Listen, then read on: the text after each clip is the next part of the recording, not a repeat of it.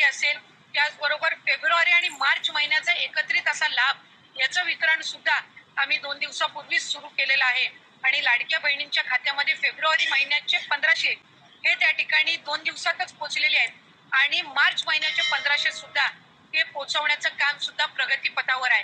त्याच्यामुळे ही योजना ही महायुतीच्या सरकारची महत्त्वाकांक्षी योजना जी मुख्यमंत्री देवेंद्रजी फडणवीस साहेब, उपमुख्यमंत्री एकनाथजी शिंदे साहेब आणि उपमुख्यमंत्री अजितदादा यांच्या नेतृत्वाखाली अशाच पद्धतीनं कार्यरत राहणार आहे आणि तेच आपल्याला आजच्या अर्थसंकल्पातून पाहायला मिळालं. काय कारण आहे की 2100 रुपये देता आले नाही या अर्थसंकल्पात? काय कारण आहे? पहिला रुपये मिळणार आहे या लाडकी बहीण योजनेच्या माध्यमातून, कारण विधानसभेपूर्वी आपला जो जाहीरनामा होता त्याच्यामध्ये 2100चा उल्लेख होता. त्यामुळे स्पेसिफिक मला आपल्याला आवर्जून त्यानिमित्ताने आणि आपल्या माध्यमातून सर्व आमच्या लाडक्या बहिणींना त्या ठिकाणी सांगायचे की राज्याचे मुख्यमंत्री देवेंद्रजी फडणवीस साहेब आणि आमचे दोन्हीही उपमुख्यमंत्री असतील, मंत्रिमंडळातील सर्व आम्ही त्या ठिकाणी मंत्री महोदय असो, आम्ही सगळ्यांनी सुरुवातीपासूनच ही योजना अधिकाधिक यशस्वी पद्धतीनं राबवण्याचा प्रयत्न हा केलेला आहे.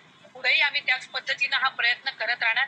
1500चा हप्ता हा महिलांच्या थेट खात्यामध्ये निवडणुकीच्या नंतर सुद्धा जवळपास 3 ते 4 हप्ते हे महिलांच्या खात्यामध्ये आज वितरित झालेले आहेत आणि त्याची प्रक्रिया सुरू आहे.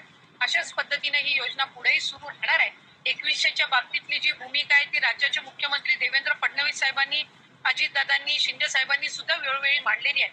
एखादी महत्त्वाकांक्षी योजना ज्या वेळेला आपण आणत असतो त्यावेळेला त्याचा योग्य तो निर्णय राज्याचे मुख्यमंत्री आणि महायुतीचं सरकार ज्या वेळेला घेईल त्यावेळेला विभागाच्या वतीने आम्ही ते निश्चितपणाने या ठिकाणी घोषित करू.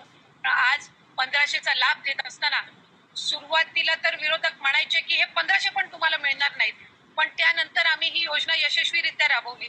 त्याच्यानंतर म्हणायचे की निवडणुकीच्या नंतर ही योजना बंद होणार, पण आज 2,52,00,000 महिलांपर्यंत आम्ही हा लाभ त्या ठिकाणी पोहोचवत आहोत आणि आज 36,000 कोटींची जी तरतूद अर्थसंकल्पामध्ये करण्यात आलेली आहे जेणेकरून ही योजना अशाच पद्धतीनं पुढे सुरू राहावी. त्यामुळे आम्ही कुठलाही महायुतीच्या सरकारने लाडक्या बहिणींना दगाफटका दिलेला नाहीये. 2100चा योग्य तो निर्णय जाहीरनामा किंवा एखादा ज्या वेळेला तुम्ही वचननामा असतं ते पुढच्या 5 पंचवार्षिक या संबंध या याच्यातून दृष्टिकोनातून तो ठेवलेला असतो. त्यामुळे त्या बाबतीतला योग्य तो निर्णय हा महायुतीचं सरकार हे निश्चितपणाने घेईल.